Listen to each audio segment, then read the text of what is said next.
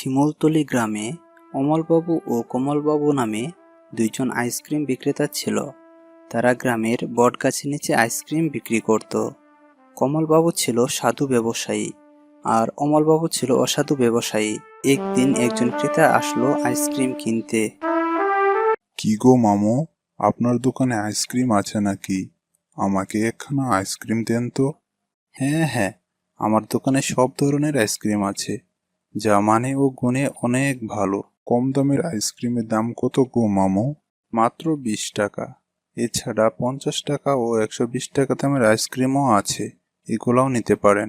কি বলেন, 10 টাকার আইসক্রিম 20 টাকা হয়ে গেল? আমার ভাগ্নে তো সকালবেলা 10 টাকা দিয়ে আইসক্রিম নিয়ে গেল, এখন আবার দাম বাড়িয়ে চাচ্ছেন কেন? আমার দোকানে 10 টাকা দামের আইসক্রিম নাই গো মামু। পাশের দোকানে 10 টাকা দামের আইসক্রিম পাবেন। আমার দোকানের আইসক্রিম পরিষ্কার ফিল্টার করা পানি ব্যবহার করে তৈরি করেছি, যাতে বিভিন্ন প্রকার পানিবাহিত রোগ না হয়। তাই খরচ বেশি পড়েছে আমার, এই জন্য দামও বেশি। আপনি ওই পাশের দোকান থেকে নিতে পারেন। হ্যাঁ হ্যাঁ, বুঝেছি গো, সব বেশি টাকা নেওয়ার ধান্দা। এই বলে ক্রেতা অন্য দোকানে চলে গেল।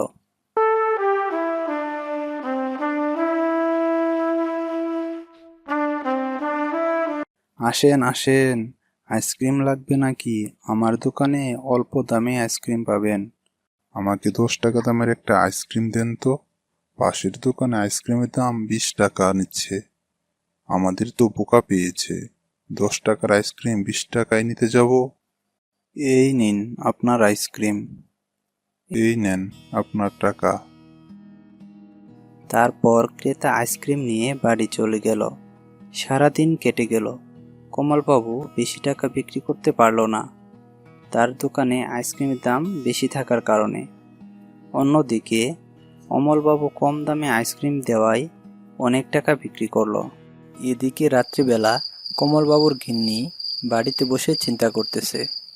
এত রাত হয়ে গেল, এখনো আসে না কেন উনি? আর কতক্ষণ জেগে থাকবো? এই তো গিন্নি, চলে এসেছি। আজকে আসতে একটু দেরি হয়ে গেল। আসার সময় দেখি বাজারের এক দোকানে আগুন লেগেছিল, তাই ওখানে দেরি হয়েছে। এই নাও গিন্নি, আজকের দিনের ইনকামের টাকা। কি গো, এত কম টাকা কেন? তোমাকে কদিন ধরে দেখছি, তোমার কোনো ব্যবসাই চলছে না। কি হয়েছে বলবে? শোনো গিন্নি, সৎ পথে অল্প টাকা কামিয়েও শান্তি, কিন্তু অসৎ পথে 1000 টাকা কামিয়েও শান্তি নেই। হ্যাঁ, তা তো বুঝলাম, কিন্তু তোমার ব্যবসা চলছে না কেন সেটা বলবে তো? এখন আর বাজারে কোনো সততার দাম নাই গো গিন্নি। আমার দোকানের পাশে কমলবাবু আইসক্রিমের দোকান করেছে। সে পানি দিয়ে আইসক্রিম তৈরি করে, যা নোংরা ও অপরিষ্কার। সে আইসক্রিম মানুষের কাছে কম দামে বিক্রি করে, আর আমার ফিল্টার করা পানি দিয়ে আইসক্রিম বানানোর কারণে দাম একটু বেশি হওয়ায় কেউ আর আমার আইসক্রিম কিনতেই চায় না। ও, এবার বুঝলাম তাহলে। তুমি এত চিন্তা করো না, দেখবে একদিন ঠিকই তোমার ব্যবসা খুব ভালোভাবে চলবে, আর ওই অসৎ অমলবাবুর ব্যবসা বন্ধ হয়ে যাবে। না না, ওর ব্যবসা বন্ধ হওয়ার দরকার নেই। তাহলে ও বউ পোলাপান নিয়ে চলবে কিভাবে? আমি দেখি, ওর কাছে গিয়ে বলবো যাতে ও সৎ উপায়ে ব্যবসা শুরু করে। আচ্ছা, ঠিক আছে।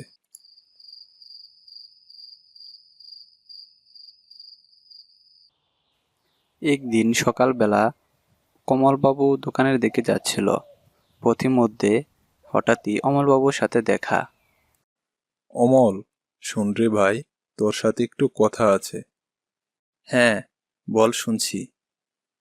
অমল, তুই যে সে পানি দিয়ে আইসক্রিম বানিয়ে দোকানে বিক্রি করছিস, এরকম করতে থাকলে তো মানুষ দুদিন পরেই অসুস্থ হয়ে পড়বে, আর এর কারণে বড় বড় রোগ হতে পারে, যেমন ডায়রিয়া, কলেরা।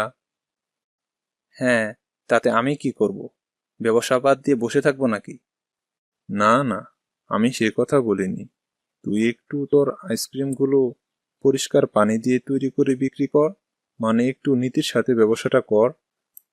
দূর, তুই রাখ তোর নীতি।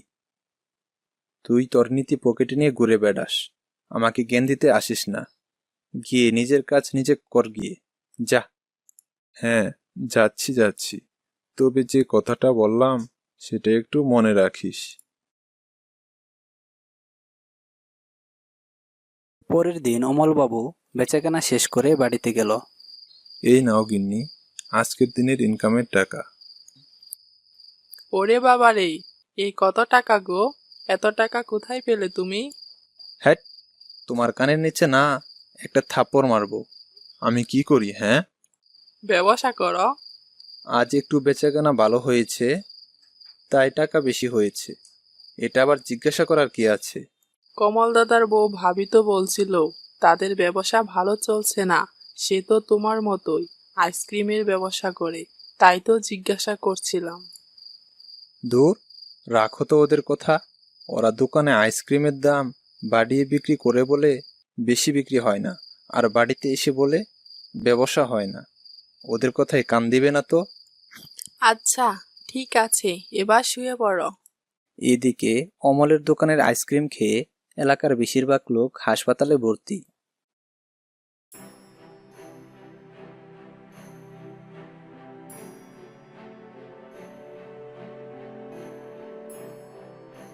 কি গো অমল বাবু, তোমার দোকানের আইসক্রিম খেয়ে এলাকার বেশিরভাগ বাচ্চারা হাসপাতালে ভর্তি।